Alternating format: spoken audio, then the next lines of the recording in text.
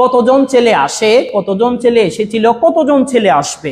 How many boys come? How many boys came? How many boys will come? তিনটাকে একসাথে বলবো, কতজন ছেলে যায়, কতজন ছেলে গিয়েছিল, কতজন ছেলে যাবে। How many boys go? How many boys went? How many boys will go? আমরা কিভাবে বললাম? How many boys go, how many boys went, and how many boys will go. আমরা বাক্যটিকে চলেন একটু বড় করি, গো এর সাথে গো টু স্কুল বলবো। কি বলবো স্যার? Go to school. যদি বলি কতজন ছেলে স্কুলে যায়, How many boys go to school? How many boys go to school? Excellent. আমরা গো কে চেঞ্জ করে ওয়েন্ট দিয়ে বলবো, কতজন ছেলে স্কুলে গিয়েছিল।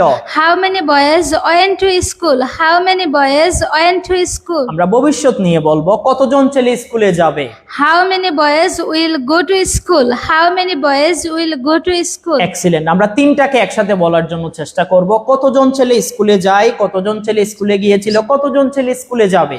How many boys go to school? How many boys went to school?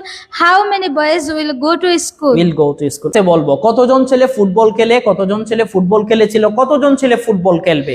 How many boys play football? How many boys played football? How many boys will play football? How many boys will play football. Okay, তাহলে যদি বলি কতজন ছাত্রছাত্রী কিংবা কতজন students, এটার English কি বলবো স্যার? How many students? আরেকবার How বলেন। many students? How many. আমরা বলবো কতজন স্টুডেন্টস ইংরেজি শিখে, কতজন স্টুডেন্টস ইংরেজি শিখেছিল, কতজন স্টুডেন্টস ইংরেজি শিখবে। How many students learn English? How many students learned English? How many students will learn English? Excellent. আমরা চাইলে বাক্যগুলোকে একটু বড় করতে পারি না স্যার? তাহলে চলেন, কোথায় ইংরেজি শিখে? Learn English in dynamic. কি বলবো sir? Learn English in dynamic. তাহলে একসাথে বলেন, ডাইনামিকে কতজন স্টুডেন্টস ইংরেজি শিখে। How many students learn English in dynamic? How many students learn English in dynamic? ডাইনামিকে কতজন স্টুডেন্টস ইংরেজি শিখেছিল। How many students learned English in dynamic? How many students learned English in dynamic? আচ্ছা, ডাইনামিকে কতজন স্টুডেন্টস ইংরেজি শিখবে। How many students will learn English in dynamic? How many students will learn English in dynamic? বাক্যগুলো একটু বড় হচ্ছে, তারপরে যদি আমরা একটু মনোযোগ দিয়ে প্র্যাকটিস করি, আসলে আমরা সেন্টেন্সগুলো মেক করতে পারবো। তাহলে একসাথে বলেন, ডাইনামিকে কতজন স্টুডেন্টস ইংরেজি শিখে, ডাইনামিকে কতজন স্টুডেন্টস ইংরেজি শিখেছিল, এবং ডাইনামিকে কতজন স্টুডেন্টস ইংরেজি শিখবে। একসাথে বলে ফেলেন। How many students learn English in dynamic? How many students learned English in dynamic? How many students will learn English in dynamic? How many students will learn English in dynamic? ওকে, তাহলে আমরা এখানে কয়টা কাল দিয়ে বলেছি স্যার? তিনটা কাল দিয়ে বলেছি, বর্তমান, অতীত এবং ভবিষ্যৎ। আচ্ছা, আমরা এগুলাকে চাইলে ক্যান দিয়ে বলতে পারি না?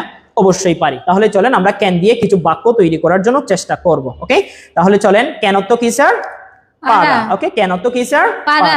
যদি বলি কতজন ছেলে আসতে পারে, How many boys can come? কি বলবো sir? How many boys can come? ওকে, এখানে কামের পরিবর্তে আমরা গো বলবো, কতজন ছেলে যেতে পারে। How many boys can go? How many boys can go? কি বলবো sir? How many boys can go? Okay, play football দিয়ে বলি, এখানে কামের পরিবর্তে প্লে ফুটবল, কতজন ছেলে ফুটবল খেলতে পারে। How many boys can play football? How many boys can play football? Speak English, speak English বসাবো, কতজন ছেলে ইংরেজি বলতে পারে। How many boys can speak English? How many boys can speak English? Speak English. Okay, এরপরে give speech, give অর্থ দেওয়া, speech অর্থ বক্তব্য। যদি বলি কতজন ছেলে বক্তব্য দিতে পারে। How many boys can give speech in English? How many boys can give speech in English? তাহলে আমরা কি বললাম sir? How many boys can give speech in English. যে বাংলা অর্থটা হচ্ছে, ইংলিশে কতজন ছেলে বক্তব্য দিতে পারে। আমরা পারবো না স্যার? অবশ্যই পারবো। যদি বলি মেক সেন্টেন্সেস ইন ইংলিশ, কি বলবো sir? Make sentences in English. যদি বলি কতজন ছেলে ইংরেজিতে বাক্য তৈরি করতে পারে। How many boys can make sentences in English? How many boys can make sentences in English? তাহলে আমরা কি বললাম? How many boys can make sentences in English. Okay.